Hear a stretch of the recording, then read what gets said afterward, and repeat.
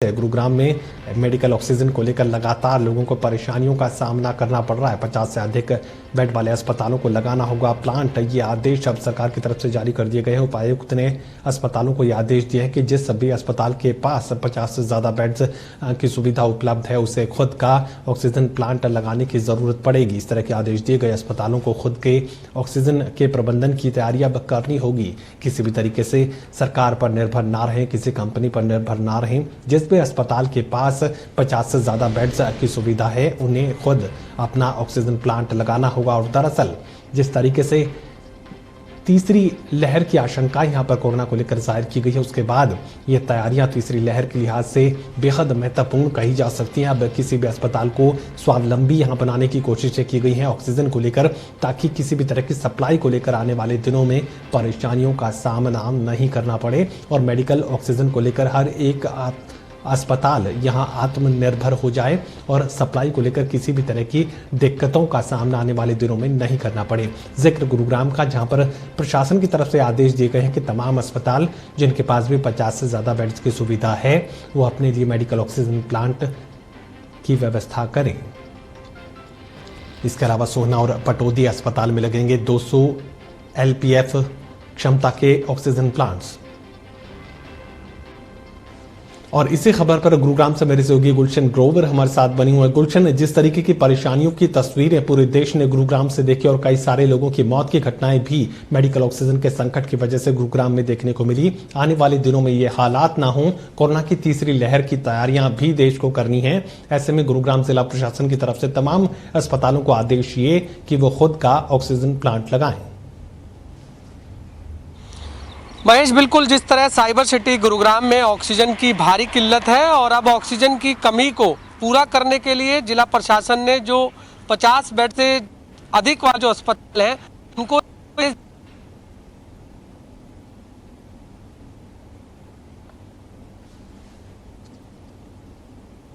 बड़े हॉस्पिटल में होता है जहां 200-250 बेड होते हैं। जैसा कि अब गुड़गांव का जो सिविल हॉस्पिटल है वहां पर PS से प्लांट लगाने की तैयारी चल रही है, इसके अलावा चल रही है। लेकिन गुड़गांव में जो प्राइवेट हॉस्पिटल है, जो छोटे हॉस्पिटल हैं जिनके वहाँ 50 बेड से अधिक जो है बेड लगे होते हैं हॉस्पिटल, तो वहाँ पर अब उन्हें ऑक्सीजन प्लांट लगाना होगा। तो ये जरूर वो सकते हैं पर हो जाएंगे, क्योंकि अब हम देख रहे हैं कि वो ऑक्सीजन सिलेंडर के लिए लगातार सोशल मीडिया पर गुहार लगाते हुए दिखाई देते हैं, लंबी लंबी लाइनों में लगे हुए दिखते हैं। और एक उनकी हॉस्पिटल की जो एम्बुलेंस होती है वो स्पेशल ऑक्सीजन लाने और ले जाने में लगी हुई है। ये बेहद मुसीबतों का सामना यहाँ पर हॉस्पिटल संचालकों को करना पड़ रहा है। मेरे साथ हॉस्पिटल के जो है डॉक्टर ही हैं, जो मालिक हैं, उनसे मैं जान लेता हूँ। डॉक्टर साहब, जो प्रशासन ने एक नई शुरुआत की है कि आप 50 बेड से जो अधिक वाले अस्पताल है वहाँ ऑक्सीजन प्लांट लगाना होगा, एक तो किस तरह से देखते हैं, क्या इसके लगने से ऑक्सीजन की कमी आपके हॉस्पिटल में दूर होगी? ये जो डिसीजन है सरकार का और जिला प्रशासन का बहुत ही स्वागत का विषय है, क्योंकि इससे ऑक्सीजन की किल्लत में बहुत कमी आएगी, बहुत कम हो जाएगी ऑक्सीजन की किल्लत। क्योंकि ये प्लांट कई प्रकार के होते हैं, 15 लीटर, 30 लीटर, 45 लीटर, 60 लीटर, जिसकी जितनी बेड कैपेसिटी है उसके हिसाब से वो लगवा सकता है। 60 लीटर एक उदाहरण के तौर पे, अगर ये 60 लीटर का प्लांट किसी ने लगाया तो 5 लीटर का अगर आप फ्लो मेंटेन करेंगे नॉर्मल कोर्स में, कोविड के कोर्स में नहीं, नॉर्मल कोर्स में अगर आप 5 लीटर का फ्लो मेंटेन करेंगे तो आप 12 बेड को ऑक्सीजन दे सकते हैं। अगर आप 10 लीटर का फ्लो मेंटेन करेंगे कोविड के केस में तो 6 बेड को आप ऑक्सीजन दे सकते हैं। तो ये इस तरह से इसको कैलकुलेट किया जाता है। तो इससे क्या होगा कि ये सिलेंडर्स की पूरी रिप्लेसमेंट तो नहीं कर सकता, पर कम से कम उनकी ज़रूरत को कम किया जा सकता है। तो आप ऑक्सीजन प्लांट क्या लगाने की आप तैयारी कर रहे हैं? हम ऑक्सीजन प्लांट लगाना चाहते हैं, सारे ही हॉस्पिटल लगाना चाहते हैं, पर इसमें कुछ दिक्कतें हैं। हम तो सिर्फ इस डिसीजन से ही बहुत खुश हैं कि सरकार ने इस बारे में सोचा। सरकार अगर इसमें हमारी मदद करे तो सारे के सारे हॉस्पिटल ये करना चाहते हैं, क्योंकि कोई भी ये नहीं चाहता कि मरीज़ की जान जाए, और वो भी ऑक्सीजन की कमी से, जो कि बहुत ज़्यादा ज़रूरी है ज़िंदगी के लिए। क्या मदद चाह रहे हैं आप? सरकार हमारी सिर्फ 2-3 मदद करे हमें कोई पैसा नहीं चाहिए सरकार से, कोई और मदद नहीं चाहिए। इनका रेट कंट्रोल कर दे, क्योंकि जो प्लांट पहले 10 लाख रुपए का लगता था वो 35-40 लाख रुपए मांग रहे हैं। तो सरकार उनको प्री कोविड रेट, मतलब जो रेट पहले लगते थे ये प्लांट्स, उस रेट पर ले आए और उस पर रेट कंट्रोल कर दे। दूसरा, इन कंपनियों की क्रेडिबिलिटी का कोई भरोसा नहीं है कि आज लगाया और कल भाग गई।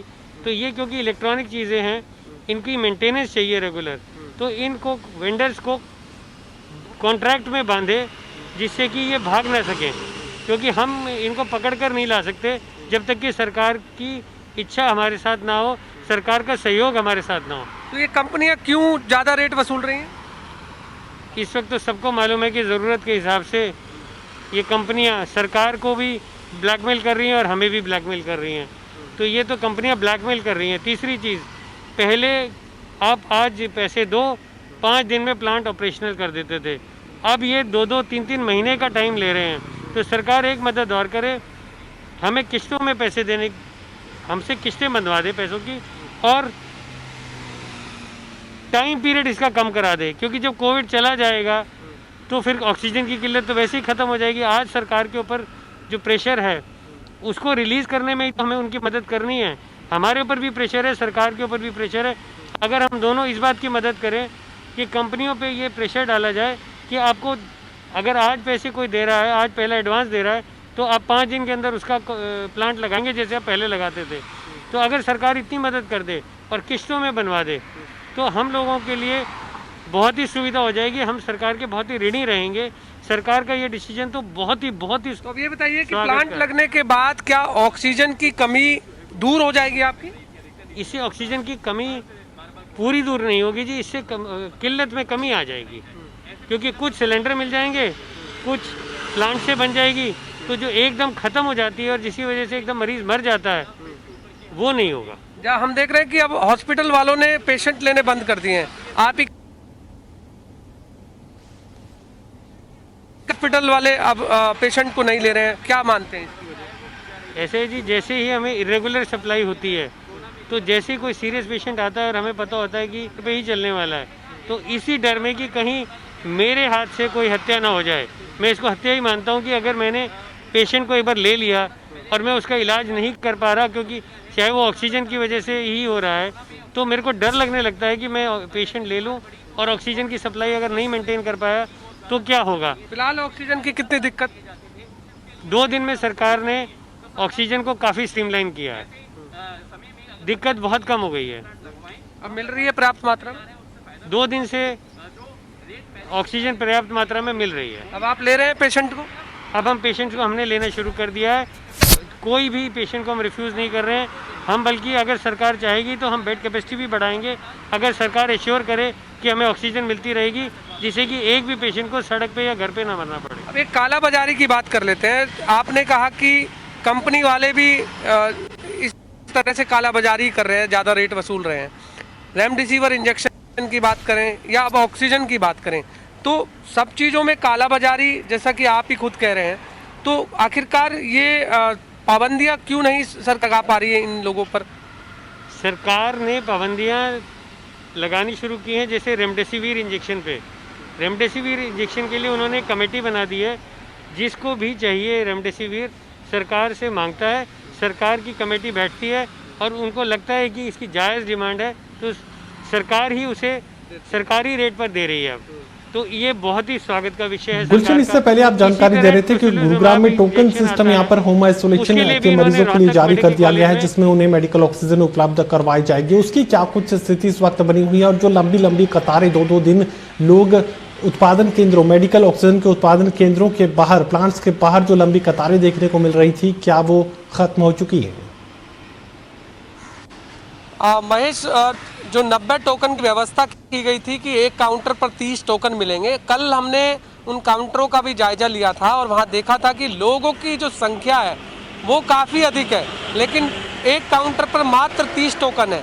और जो 30 टोकन है उसमें भी अधिकारियों के चहेते वालों के भी कुछ हैं, अप्रोच वालों के भी कुछ हैं, लेकिन आम लोगों के लिए आखिरकार वो टोकन नहीं मिल पाए थे। क्योंकि कई लोगों से हमारी बात हुई, उन्होंने कहा हम सुबह से लाइन में लगे हुए हैं, लेकिन कोई जवाब नहीं आ रहा है कि मिलेगा या नहीं मिलेगा। फिर बाद में ये पता लगता है कि 30 टोकन ख़त्म हो गए हैं, अब आप कल लाना।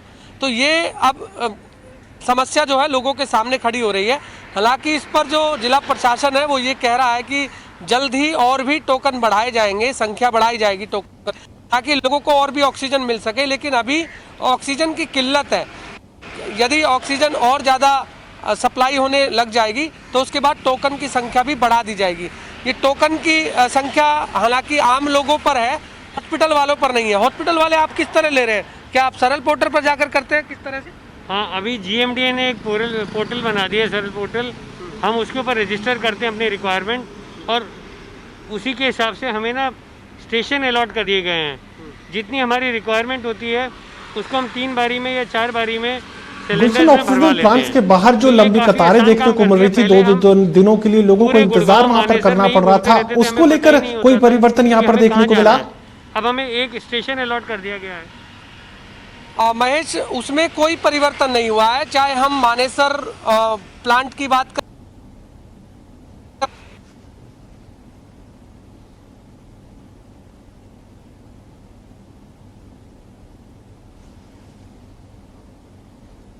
लाइनों में लगते हैं और उन्हें उम्मीद होती है कि इस बार वो अपना ऑक्सीजन का सिलेंडर जरूर भरा कर लेकर आएंगे, लेकिन बेहद उन्हें फिर खाली जो है वापस लौटना पड़ता है। फिर अगले दिन की प्रक्रिया भी इस तरह से करनी पड़ती है।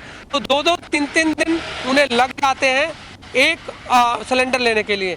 लेकिन जिला प्रशासन ने आज एक सुविधा शुरू की है जिसमें होम आइसोलेशन में जो मरीज रह रहे हैं, पहले उन्हें ऑक्सीजन प्लांट के बाहर सिलेंडर नहीं मिलता था, अब ये प्रक्रिया शुरू की है कि अब वॉलंटियर माध्यम से ही उनके घर पर ऑक्सीजन मुहैया कराई जाएगी। ये रेड क्रॉस ने शुरू की है और उसके लिए वॉलंटियर्स, हमें 100 वॉलंटियर्स की जरूरत है। वो 100 वॉलंटियर्स अगर आते हैं तो हम जो होम आइसोलेशन में लोग रह रहे हैं, हम उनके घर पर ही वो सिलेंडर मुहैया करा सकेंगे। हालांकि उसके लिए कुछ उन्होंने गाइडलाइंस तय की है कि किन लोगों को वो होगा, और उसमें उन्हें कुछ फॉर्म भी भरना होगा। ये तमाम प्रक्रिया पहले भरनी होगी, उसके बाद उन्हें ऑक्सीजन सिलेंडर मिलेगा। हालांकि ये तमाम योजनाएं तैयार की जा रही हैं। हर बार हम देखते हैं कि जिला प्रशासन कोई ना कोई नई योजना तैयार करता है, चाहे वो ऑक्सीजन सिलेंडर को लेकर हो, चाहे बेड को लेकर हो, क्योंकि तमाम समय लोगों को जूझना पड़ रहा है। हॉस्पिटल में बेड नहीं है, लोग बेड की भी लिए मारामारी कर रहे हैं, और अगर उनके परिजन जो है होम आइसोलेशन में भर्ती हैं, फिर उन्हें ऑक्सीजन सिलेंडर की जरूरत होती है। क्योंकि आजकल डॉक्टर जो है वीडियो कॉलिंग के माध्यम से भी जो होम आइसोलेशन में मरीज रह रहे हैं उनको हल बताते हैं कि आखिरकार किस तरह आपको अपने पेशेंट को ट्रीट करना है, क्या क्या आपको दवाइयाँ लेनी है, ये तमाम चीज़ें उन्हें बताते हैं। फिर उन्हें ऑक्सीजन की अगर जरूरत होती है तो फिर ऑक्सीजन सिलेंडर की उन्हें बेहद जरूरी होती है। इसके लिए वो 3-4 सदस्य गुरुग्राम में शुरुआत से हम देख रहे हैं गुलशन, नगर निगम काफी सुहाने सपने यहाँ पर दिखाता है। चाहे जिला प्रशासन की बात की जाए, स्वास्थ्य विभाग की बात की जाए, सुहाने सपने लगातार सबसे ज्यादा अगर किसी ने दिखाए तो गुरुग्राम जिला प्रशासन और स्वास्थ्य विभाग की तरफ से दिखाए गए, नगर निगम गुरुग्राम की तरफ से दिखाए गए। लेकिन जमीनी हकीकत इसके बिल्कुल उलट नजर आई। जब भी पोर्टल की बात की जाए, उससे पहले गूगल मैपिंग की बात की गई थी, गूगल फॉर्म्स की बात की गई थी, लगातार ये बात कही गई कि घर तक हम मेडिकल ऑक्सीजन को पहुंचाने का काम करेंगे। लेकिन सपने सारे सुहाने तो जरूर थे, लेकिन हकीकत से कोसों दूर थे। देखिए, लोगों को उम्मीद थी कि उनके सपने साकार हो। जब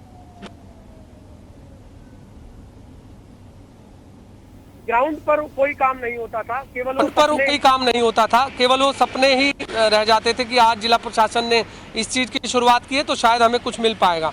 जैसा कि हॉस्पिटल वालों के लिए भी एक नया गूगल योजना शुरू कर दी गई थी कि आप जो है वहाँ पर फॉर्म भरिए, कितने सिलेंडर की जरूरत है, उसके बाद आपको मिल जाएगा। हालांकि माध्यम से चलाते थे। महेश, ये बेहद आपने जो सवाल किया बहुत अच्छा किया। मैं उस पर डॉक्टर साहब की ये प्रतिक्रिया लेना चाहता हूँ, क्योंकि जब अभी एक नई योजना जो शुरू की थी जिला प्रशासन ने, उसके माध्यम से क्या आपको फिर ऑक्सीजन मिल पा रही थी? जब जो गूगल फॉर्म है वो उतना इफेक्टिव नहीं था, उसके माध्यम से ऑक्सीजन नहीं मिल पा रही थी। पर अब जो ये GMDA ने सरल फॉर्म शुरू किया है, इसके माध्यम से बहुत बढ़िया प्लानिंग से हमें ऑक्सीजन मिल पा रही है। हमें जो एक स्टेशन अलॉट हो गया, सबसे बड़ी किल्लत तो ये ख़त्म हुई है कि जो हमारी 25 या 30 की मैन पावर अलग अलग प्लांट पे घूमती रहती थी, वो हॉस्पिटल में यूज़ हो पा रही है मरीजों की सेवा में। दूसरी चीज़, एक स्टेशन अलॉट होने से अगर हमें सुबह से शाम भी हो जाती है तो पता है कि यहाँ से मिलेगा ज़रूर हमें। तो जो ये नया वाला फॉर्म है GMD के द्वारा जारी किया हुआ, इससे हमारी किल्लत में बहुत फ़र्क पड़ा है। कितने ऑक्सीजन सिलेंडर की खपत होती है आपकी? हमारे आज के दिन में जो कोविड के पेशेंट्स हम ले रहे हैं उसमें 65 से 70 के बीच में ऑक्सीजन सिलेंडर लग रहे हैं। तो पर्याप्त 70 सिलेंडर रोज मिल जाते हैं आप? अगर 70 सिलेंडर हमें ना भी मिले तो अब हम लोगों ने क्या है कि जिस भी मिले हमने 20 के करीब ऑक्सीजन कंसंट्रेटर खरीद लिए हैं।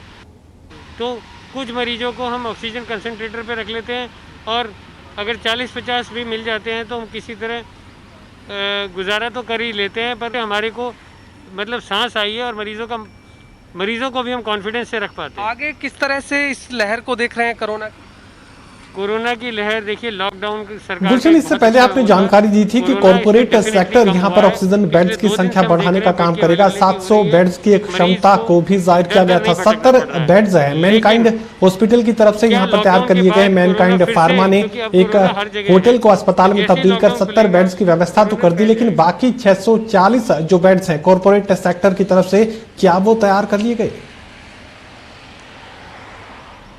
देखिए, बेड की किल्लत को देखते हुए तमाम कॉर्पोरेट कंपनी आगे आई थी और पहली शुरुआत मैनकाइंड फार्मा कंपनी ने की थी, जो कि 70 बेड का एक आइसोलेशन सेंटर बनाया गया था जिसमें ऑक्सीजन बेड थे।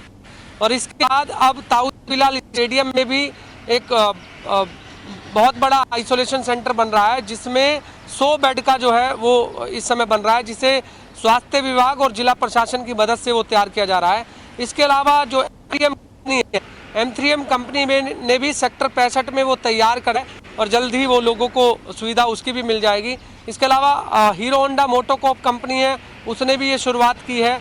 मारुति कंपनी है, उसने भी की है। होंडा कंपनी है, उसने भी की है। सब जगह इस समय काम चल रहा है। हालांकि अभी तक जो मैनकाइंड फार्मा है उन्होंने शुरुआत कर दी थी और वो सुचारू रूप से शुरू हो गया है, उसमें लोग भर्ती होने शुरू हो गए हैं। लेकिन जो ताऊ देवीलाल स्टेडियम है या M3M है या फिर हीरो होंडा मोटोकॉर्प है, इसमें फ़िलहाल काम चल रहा है और हमने खुद वहाँ जायजा भी लिया था कि जोरों पर काम चल रहा है। काफ़ी जो वर्कर्स हैं वो इस समय लगे हुए हैं और जल्द ही वो भी तैयार हो जाएगा, ताकि जो गुड़गांव में इस समय बेड की जो मारामारी है, बेड की किल्लत है, लोग दर दर की ठोकरें खा रहे हैं, सोशल मीडिया पर गुहार लगा रहे हैं, उसके बावजूद बेड नहीं मिलता है, तो शायद ये बेड तैयार होने के बाद ये समस्या ज़रूर दूर हो सकती है। जी चलिए गुलशन, इस पूरी जानकारी के लिए आपका शुक्रिया।